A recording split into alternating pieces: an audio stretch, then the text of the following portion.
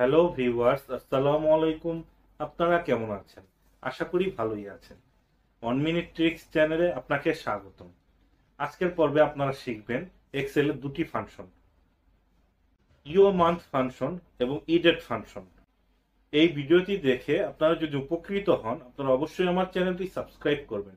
এর পাশাপাশি বেল আইকনে ক্লিক করে রাখবেন, যাতে পরবর্তী ভিডিও নোটিফিকেশন সবার আগে আপনার কাছে পৌঁছে যায়।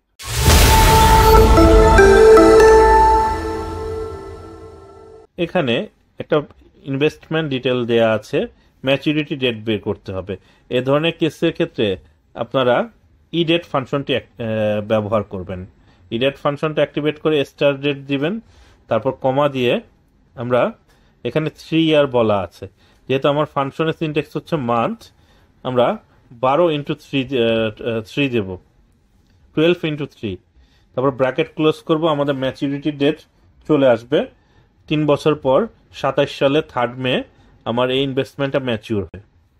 এখানে আরেকটি প্রজেক্টে দেয়া আছে calculate retirement date, assume retirement date at the age of 60।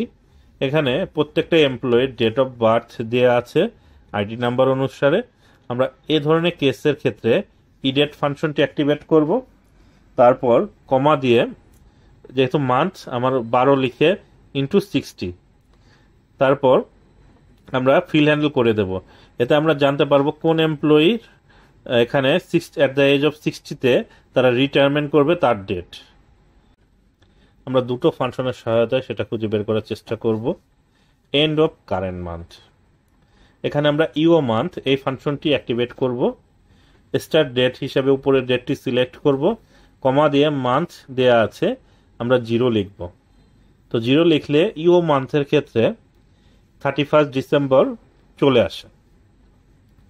এখন ই ডেট আমরা এটার মধ্যে syntax semi, start date select করব, তারপর মান্থ। এখানে মান্থের ক্ষেত্রে যদি আপনি 0 দেন 5 ডিসেম্বরই চলে আসবে। কিন্তু এন্ড অফ কারেন্ট মান্থ এটা যদি আপনি চান, সেক্ষেত্রে আপনাকে কি করতে হবে, এখানে এটা ম্যানুয়ালি বসাতে হবে। তো এখানে লক্ষ্য করুন,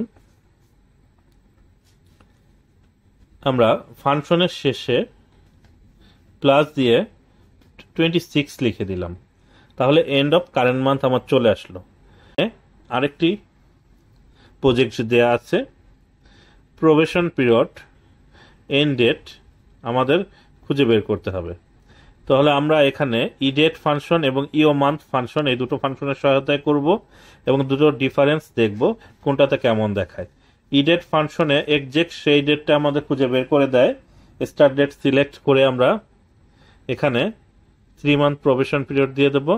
ইও মান্থের ক্ষেত্রেও আমরা সেম কাজটি করব, কিন্তু ইও মান্থের ক্ষেত্রে লাস্ট ডেটটা নিয়ে আসে। তো এখানে আপনার পলিসিতে যেটা আসবে সেই পলিসি অনুযায়ী আপনারা এখানে সেই ফাংশনটি ইউজ করতে পারেন। এক্সাক্ট ডেট হলে ইডেট ফাংশন ইউজ করবেন, যদি সেই মাসের লাস্ট ডেটটা আপনারা চান তাহলে ইও মান্থটা ইউজ করবেন। এখানে দেখুন দুটো কেসের ক্ষেত্রে ইও মান্থ এবং ইডেট ফাংশন সেম রেজাল্ট দিচ্ছে।